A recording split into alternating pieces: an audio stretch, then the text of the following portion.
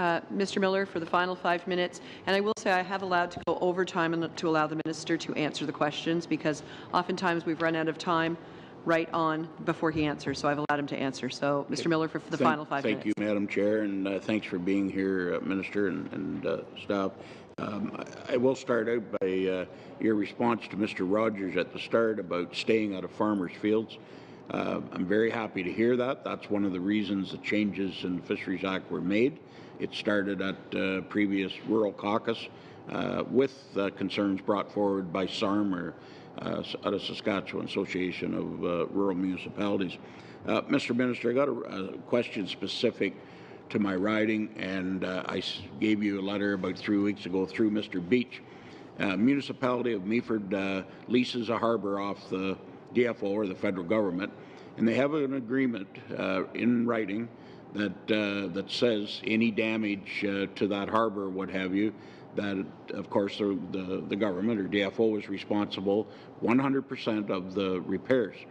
So a big storm took out a bunch of a wharf last fall in September, and DFO is coming back to my municipality saying, okay, we'll cover 50% of the costs up to $40,000, which means anything after $80,000 in total, the municipality is supposed to pick up 100% of it. It's wrong. It's in writing. And my question to you is, Mr. Minister, have you already, or are you going to order DFO to follow the agreement they have with the municipality of Meaford? So, thank you, Madam Chair, and thank you, Mr. Miller, for the question. I want to make sure you're referring. I want to make sure I understand the precise question. Are you referring to the Cabot Head Lighthouse, or you're referring to No, Cabot Head is way up the Bruce Peninsula. Meaford, so you're referring to the harbour, the wharf structure itself. In the municipality of Meaford, which is halfway between Owen Sound and Collingwood. Okay, because you and I know the lighthouse was also an issue, and we're working on, I hope, resolving the environmental contamination there, so that tourism structure. That would be a welcome. Yeah. So, and I based on the discussion that you had with Mr. Beach, we're, I hope, making progress on that, and we'll be happy to keep you informed. I've asked us to find options quickly. With respect to the wharf, again, the harbour infrastructure, one of the things we have done is invest, I think, considerably in improving our capacity to respond when there is storm damage, which is unfortunately an increasing phenomenon to many of these structures. One of the challenges across the country is that a number of these structures have been divested in the past. They're owned by municipalities. I have some in my own riding, by community groups.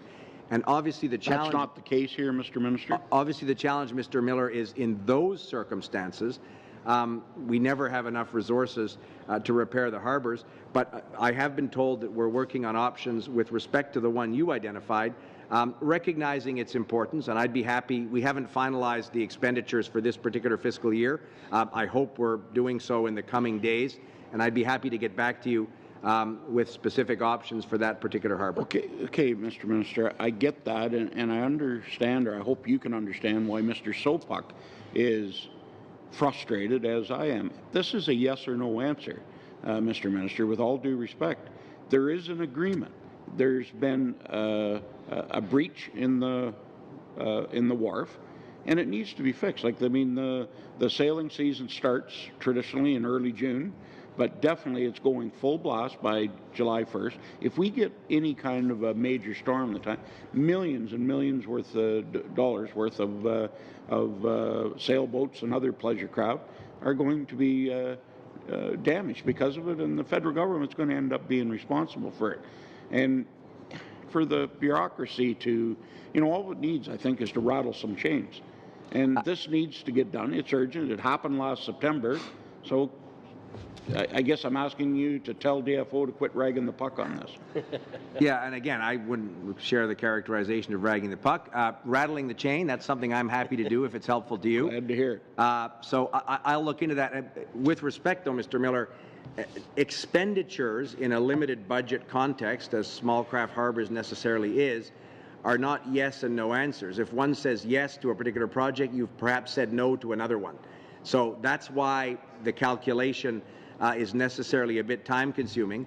We want to make sure as we look at those expenditures, recognizing that there will always be more pressure than there are resources. Yeah, respectfully, I understand. If we say yes to one, we're saying no to another. Right. So it is a yes and no, but it's a yes and no with consequences. Yeah. And I want to make sure I have the best picture of those consequences before I would say yes or no. And I get but that. I'll make a huge effort to say yes in your context, Mr. Miller. Okay. Be happy to do so. Okay.